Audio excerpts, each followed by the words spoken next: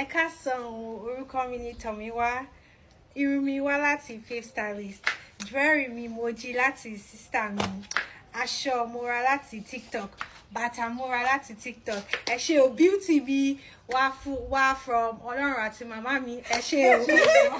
Ẹ káàsán o, orúkọ mi ni Tony. Irun mi wá láti Faith Stylist. Aṣọ mi TikTok.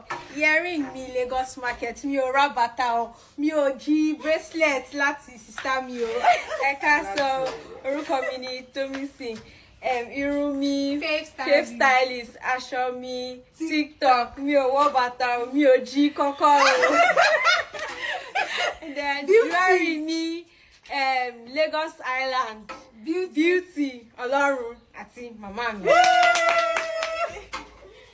Ẹ káàsán. Ẹ káàsán. Irun mi látọ̀dọ̀ Ọlọ́run. Ẹ kú dédé ìwòyí, ẹ̀yin olólùfẹ́ Olóyinka TNT, ẹ kú bójú ọjọ́ ṣe rí, ṣe dáadáa ni mo bá yín. Mo mọ̀ọ́mọ̀ mú kinní yìí wá, mo ti ṣerú ẹ̀rí, mo ti rírí. Mo tún wá mú wá láti fi rán ẹ̀yin òbí tẹ́ wà nílé létí. Láti fi jẹ́ kẹ́ àti irú ẹ̀yin ọmọ tẹ́ wà nílé. Mo wá tó wá fi rán yín létí kẹ́ wo yàtọ̀ láàárín ọmọ ìlú òyìnbó àti àwọn ọmọ ilé, àwọn ọmọ Nàìjà. Ṣé mo pọ́rọ̀ yẹn ti wá rírí, mo tún mú wá fún yín kẹ́ wá wò. Tẹ́ bá rí àwọn ọmọ yìí, àwọn ìyàtọ̀ ni mo sọ fún yín, mo ti sọ́rí. Mo láwọn ọmọ ìlú òyìnbó wọn ń ṣe jura wọn lọ. Whatever tí wọ́n bá wọ̀, wọ́n máa rock with pride ni. Ẹ gbọ́ nǹkan táwọn ọmọ yìí sọ. Ó ní irun òun, ó dárúkọ ẹ̀. Ó ní aṣọ òun látọ̀dọ̀ TikTok shop, slippers òun TikTok shop. Ó ní ẹ̀gbà òun jí lọ́wọ́ àǹtí òun. Ó ní beauty òun látọ̀dọ̀ màmá òun, gbogbo wọn bó ṣe sọ.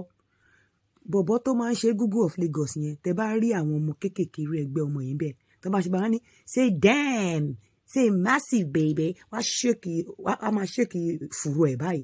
A ní àwọn máa ń ṣe blue job, á ṣèkì fùrù wọn, wá ṣe gbogbo ẹ̀. Wọ́n láwọn gbé báàgì 200 million àwọn gbé dání. Ọmọ ìlú òyìnbó kì í ṣe jura wọn lọ. Àwọn ìyá máa sọ with pride pé àwọn máa lọ mu okó ní hòtẹ́ẹ̀lì ni. Wọ́n máa sọ with pride ní àwọn ọmọ tí wọn ò ju èjà ọmọ. Tẹ́ bá gbọ́ mi á lóun ọmọ 23.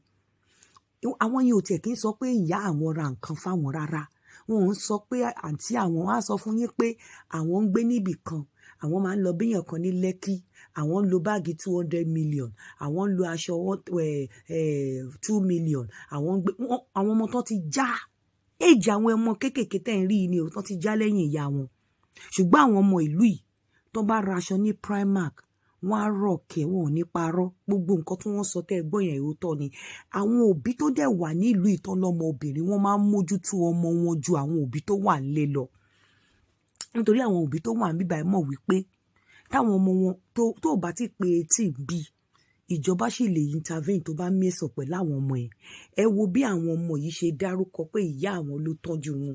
Ìyá wọn gan, àwọn ọmọ ìlú yìí máa ń bá àwọn òbí ìlú yìí máa ń bá àwọn ọmọ wọn play game.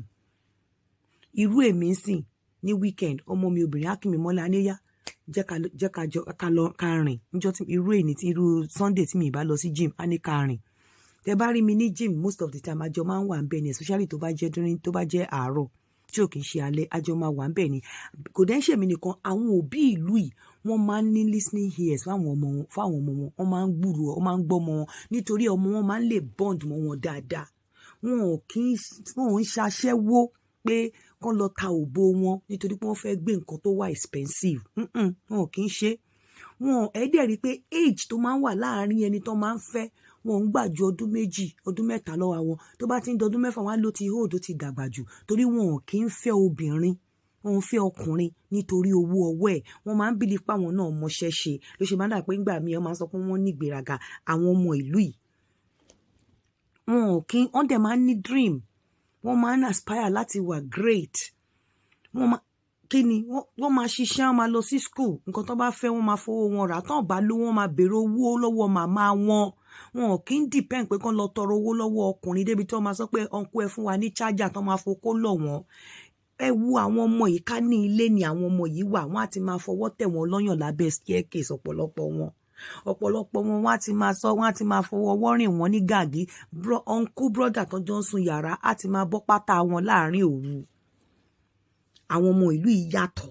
lóbìnrin ẹ̀yin ẹ rí pé wọn ò live fake life kò sí fake life nínú ayé wọn wọn ò lè mú nǹkan wọlé nǹkan tí ìyá wọn ò bá rà fún wọn ìyá wọn máa bèrè lọ́wọ́ wọn pé bo ni wọ́n ti rí táwọn náà bá dẹ̀ ra nǹkan lọ́wọ́ ara wọn bó bá ṣe ń dé báyìí náà máa fi wọn òbí wọn pé see what I have bought so ìyá wọn máa ń mọ̀ parents wọn máa ń mọ̀ nǹkan tí wọ́n rà láwọn ọmọ ìlú yìí wọ́n máa ń ní bond wọ́n máa ṣe ń gbọ́ràn sáwọn òbí wọn Ọlọ́run má jẹ́ àmọ́ pé kò síbi tí ò sí òbò yìí tó pọ̀ jù nínú wọn ní àwọn ọmọ ìlú yìí bó ṣe rí rèé wọn kọjá àyè ara wọn anything tó bá wọ ọmọ arọkẹ ni ẹ lọ wo kíní Egungun of Lagos yẹn ẹ láwọn ọmọ kéékèèké I'm 19 wọn máa ṣe gloriously ni I'm 19 I live alone I live in Lekki èlò ló ń sọ fún apartment a ní 3 million iṣẹ́ wo ló ń ṣe á lóun máa ń bá wọn mu oko ìmí á lóun wà ní school wọ́n ní course wo ló ń ṣe á lóun ṣe mechanical engineering wọ́n wá ní what's your discipline I don't want to talk about my discipline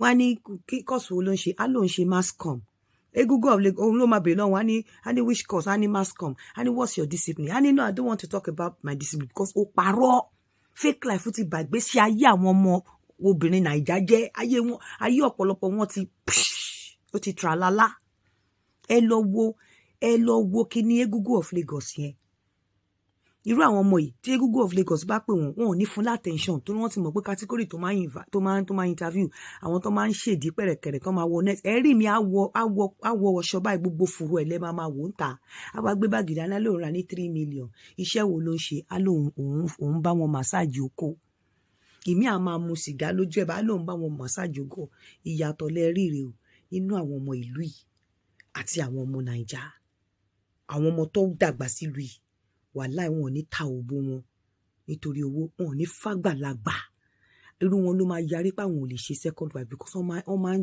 jọra wọn lójú wọ́n dẹ̀ máa ń mọ iṣẹ́ ṣe láwọn ọmọ ìlú yìí wọ́n máa ń mọ iṣẹ́ ṣe honestly torí pé wọ́n like nǹkan tó dáa so wọn ò dẹ̀ believe pé káwọn ta ara wọn káwọn fi rówó mo mọ̀ mú wá fún yín ni o ṣe wọn kókò ṣe first time tí máa ṣe irú nǹkan báyìí rí mo mọ̀ mi bó ṣe rí gangan lẹ rí ìyá àwọn òbí wọn dẹ̀ máa ń ní time fún wọn unlike àwọn ilé tẹ́ pé àwọn ọmọ Naija tẹ́ pé tó bá ti ń bọ̀ ní òbí àmà ní kí ló mú bọ̀ ọmọ tí ò ṣàgbà bọ̀ tó ń kaṣọ wálé ẹ rójú olè ẹ ò mú mí ní gbogbo wọn o bọ̀ àwọn tí ò ní ṣe bẹ́ẹ̀ gan wọn ò sábà jáde níbo àwọn tó ti expose wọn kì í sábà ṣe bẹ́ẹ̀ torí ẹni tó bá expose tó lè fọmọ ẹ̀ ní good kinní kò ní máa bèrè lọ́wọ́ ọmọ pé kí ló mú bọ̀ ọ̀pọ̀lọpọ̀ wọn a máa wo báàgì ọmọ wọn ní kí ló mú bọ̀ wọn ò ní bèrè pé bo ló ti rí ẹ káàárọ̀.